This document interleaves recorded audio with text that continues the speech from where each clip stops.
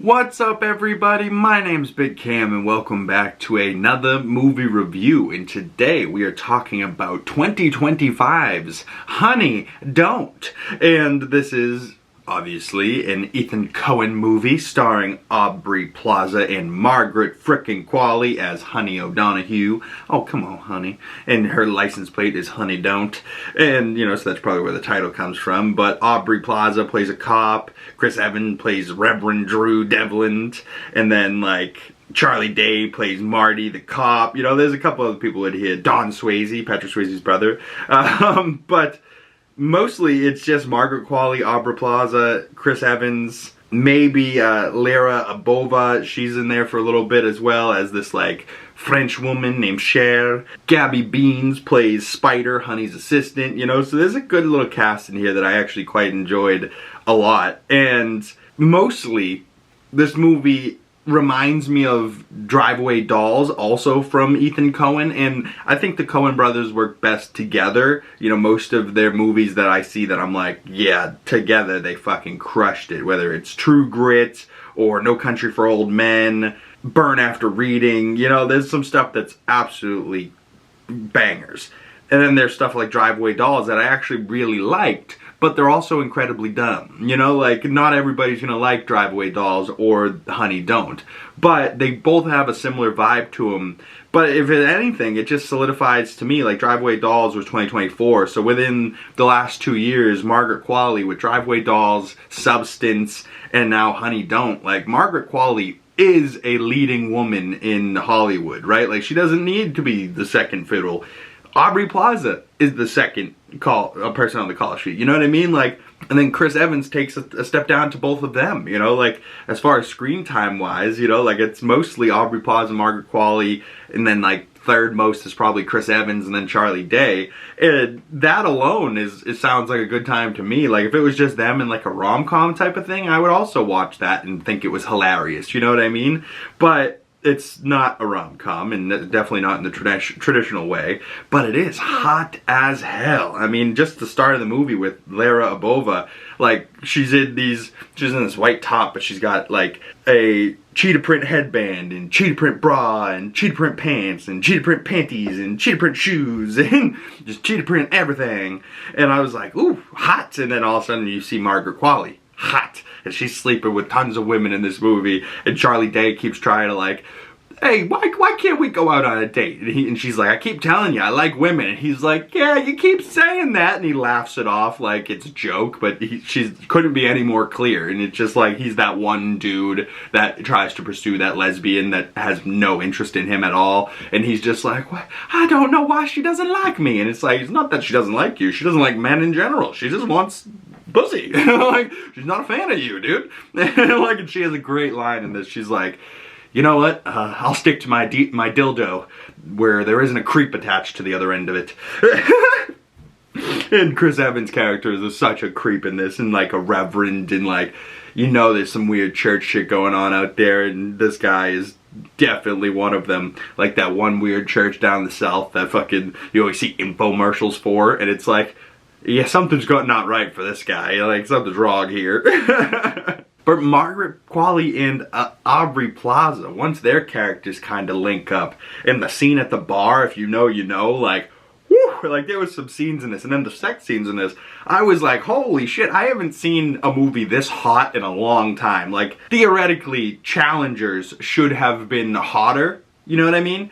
But this, like, they didn't shy away from it. They leaned into those sex scenes. They didn't show everything, but like, they showed enough that you were like, God damn, Hollywood doesn't do this anymore. Sex scenes have not been this hot in a long fucking time. And I don't know if it was just Margaret Qualley and Aubrey Plaza just really wanted to put their hands all over each other, but I'm pretty sure they're both straight women, in real life at least. But I thought they were really fucking sexy. This movie was incredibly hot, but also had like a pretty good story going on with like a mystery, and she's like a private detective, Honey, and she's like trying to figure out what's going on and like how this poor girl died and if it was really a car accident. And then, like, you know, she figures out clues and things just don't start adding up, and then all of a sudden she gets to the end and you think it's going to be one thing, and then there's like a pretty big twist that you could see coming, I guess, but I did not. I did not see the twist coming at all, and I was like, ooh, okay, wow, you know, like it blew me away. It will not blow me away. It wasn't the craziest movie I've ever seen, but like I was invested enough in this movie that like when the twist happened, I was like, ooh, okay, okay. I didn't see that coming, but I you know, now that it happened, I'm like, okay, I can see it. And then the end of the movie, I absolutely loved because like this story was kind of, you know, solidified over, you know, it kind of comes to a good stopping point. But then you're kind of sitting there like, oh, is this the end? What happens to Honey? And Honey then keeps, you know, driving along, and then all of a sudden she sees Lera Abova's character, Shared. She's like, I'm heading to the airport, and she's like, well, you hot. What time's your flight? You know, like, she starts hitting on the next girl, you know what I mean? Not knowing who this character is or what she's been doing, you know, just like the last character she hooked up with that she didn't know their real intention. She just thought they were hot and got skipped a few right to the sex, you know, didn't really date the person, and then all of a sudden she's like, oh shit, they're fucked up. But so is Cher, but you know, I think at the end of the movie it kind of cuts away, but I think they end up going to hook up before her flight, and I think that could lead to a sequel. Like, why not have Margaret Qualley have a trilogy of movies called Honey Don't 2, Honey Don't 3, and it's like murder mystery, solving the murder, you know, like almost like a Knives Out where like, you know, LeBlanc, you know, Daniel Craig is like solving these mysteries type thing.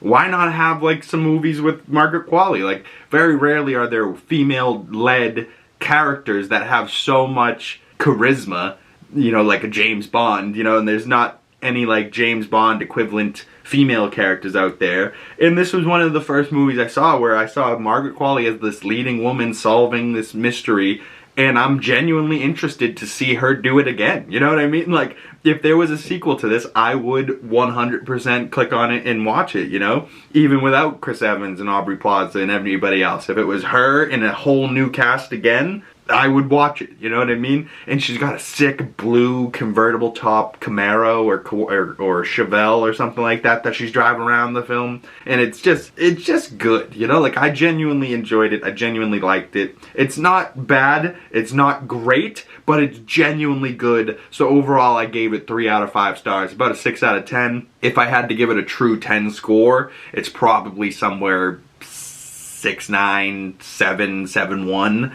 but not quite a 3.5 out of 5 stars for me, so maybe like a 6.9, 6.8, but 3 out of 5 stars is my score. I'd love to hear your score down in the comment section below. This film came out earlier this year, so it is a part of my 2025 movies list, but not the best movie of 2025, but definitely a movie I wanted to see. Good cast, good director, you know, so definitely worth my hour and a half. It actually was like an 85-minute runtime, and between Honey Don't and The Naked Gun, both 85-minute runtimes, this was so much more worth my time than The Naked Gun was. And you know, like, if you've seen both, maybe you understand, but like, as far as spending 90 minutes watching a movie, this was so much more worth my time than any of the other 90-minute movies I've seen recently.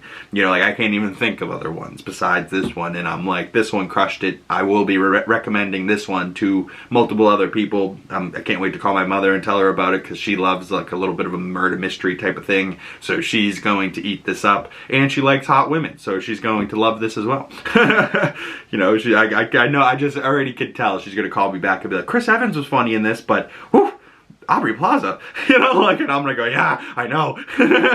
But 3 out of 5 stars for me. Leave your comment down in the comment section below with your score, or send it to me on my other social medias. Links for those down in the description below. And Honey Don't is now streaming on Peacock, is where I watched it last night, so go check that out if you haven't already. Once again, my name's Big Cam. Thank you guys so much. If you made it this far into the video, please think about following my other social medias. Links for those down in the description below. And if you've made it this far and you would like to support the channel, the best way to do that is liking this video, commenting down in the comment section below, subscribing if you haven't already, and hitting that bell so you don't miss future movie reviews and you get the notifications when those come out.